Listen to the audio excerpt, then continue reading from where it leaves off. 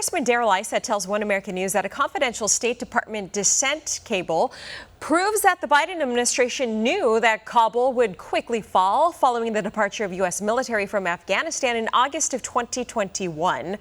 One America's John Hines has more from Capitol Hill.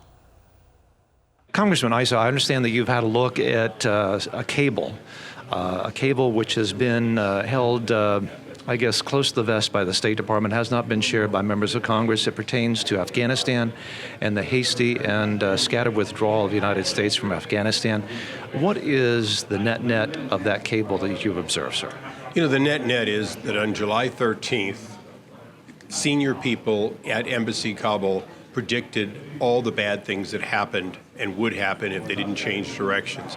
On July 20th, the State Department responded saying, we hear you and we're taking measures.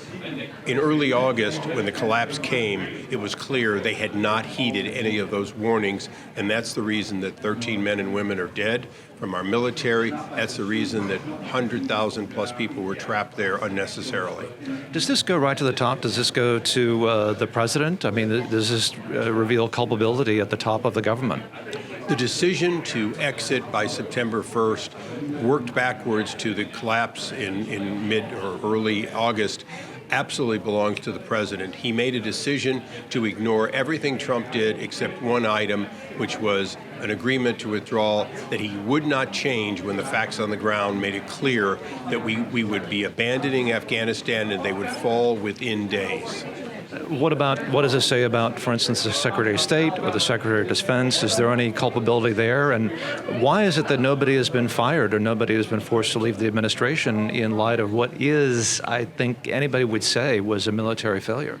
Because this cable was taken all the way to the Secretary of State and then briefed to the president, they knew that we would leave behind billions in military equipment, that we would leave behind hundreds of thousands of people who had protected us for more than 20 years. And we knew that we were going to leave half the population, all those women, back in a repressive country controlled by the Taliban, and that in fact the Taliban was not going to keep the Doha Agreement, and therefore there was no reason for the NATO to leave in that way. And I say NATO because we also abandoned our fellow NATO people. We left behind people that had fought at our side that had to try to get their military and their people out. Well, in fact, we got our people out first.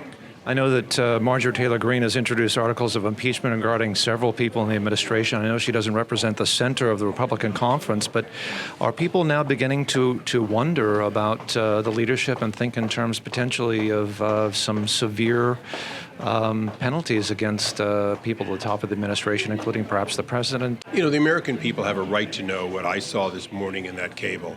They have a right to know, and if they knew, they would demand change. And that demand would include changes in the State Department. And in the next election, I believe it would demand changes in the administration itself. Thank you, sir. Thank you. For all our viewers asking where One America News is heading in the future, we would like to introduce you to OAN Live.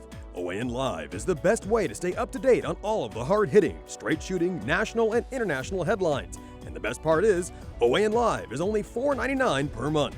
All the credible, honest, unbiased reporting One America News offers at a fraction of the cost of cable. Just go to OANN.com to easily sign up for OAN Live and stay informed.